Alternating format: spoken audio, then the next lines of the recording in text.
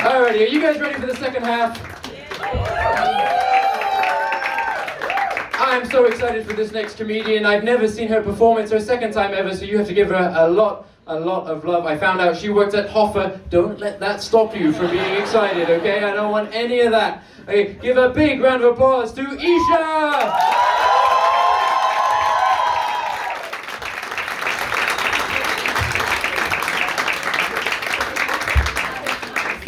Hello, how are you? Oh, I love the energy here. I am Isha and I'm from India. Now you're gonna say, oh, this Indian girl is gonna do some Indian jokes in Europe. Oh, so predictable. But that is exactly what I'm going to do tonight. Well, I came to Salzburg 7 months ago, and a lot of it has been a cultural shock for me. I mean, mostly pleasant, you know. Like, for instance, people look at you and they smile at you on the street. We don't do that shit back in India, giving away smiles so easily for no reason. If you smile at someone, you might as well swipe them right on Tinder and make babies with them. So it's really nice, like when people smile at you and there is no baby making agenda. It feels really good, like especially the omas and oppas. I love it. And everything was really pleasant till I landed upon the Krampus season. Are you telling me there is one season in entire year where dressed up adults catch and whip naughty kids? We call that disciplining back home, and we do that 24/7. What kind of weak-ass commitment is one season? But no, you see, like, culturally, I've grown up to be very much on guard, especially I'm always on the lookout for any offensive by non-Indians. Well, because of, you know, history. That one time we opened our doors to Caucasians with white arms and Indian spies. Big mistake. Never again. Never ever again. So yeah, I'm always on guard till I came to Salzburg. I spent my time here and people have been really nice. And I brought my guard down. And that's when you realize that the Austrians think of you as an expat and not an immigrant. Yeah, my gig is titled 1,000 Ways to Get Deported. But what I genuinely love is the interactions with the drunk Austrians. I'm so sorry, I'm looking at you right now. But I mean, I really love that. You guys, if not drunk now, but drunk usually are very sincere and truthful. They asked, one time one guy asked me, where are you from? Where are you really from? And I said, I'm from India. And he said, yeah, you do look like you're from India or Pakistan. But I asked still because I was trying to be nice. Nice? You put India and Pakistan in the same box? Our Prime Minister Modi is gonna lose his shit. But you see, today, in my defense, I was trying not to be political, and I'm gonna blame Tom. You met Tom. Tom, where are you? A big shout out to Tom over there. So after my first gig, Tom was really supportive of me. He encouraged me that I go ahead, go perform more gigs. He was really nice.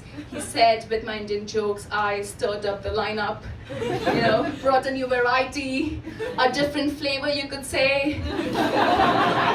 Is that enough spice for you, Tom? My fellow British comedian. So right now, I'm just going to use this opportunity to shout out to my entourage. Can I get a big boo-hoo from my people? They're here to support me tonight. Most of them are my work colleagues who are here, who are supporting me in this endeavor. It's really nice. Clearly no work jokes tonight. But my Italian boss, Martin, is here. A big shout out to Martin. You see, Martin, whatever happens in Naren Castle stays in Naren Castle. Okay? This does not affect my performance review at work. Unless you want to make me an offer I cannot refuse. Well, but here's the thing, I can't really joke about my job You see, I work in the field of sustainability. We are actually good people. Before this, I was working in IT. Now that was a gold mine of jokes. Just people marinating in misery and money.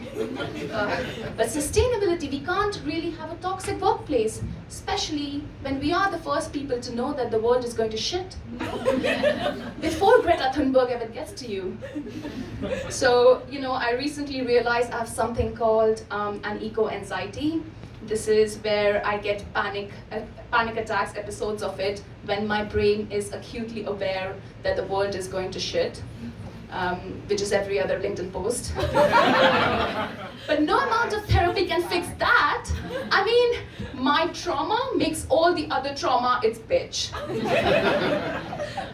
But here I am talking about my eco-anxiety and therapy. Your ex gaslit you? Too bad, the world is going to burn anyway. But it's not like I don't believe in therapy. I'm not anti-therapy just because it doesn't work.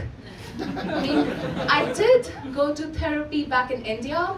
I had my few personal problems going on, so I went there to the best therapist in business, as per the 5 Google reviews.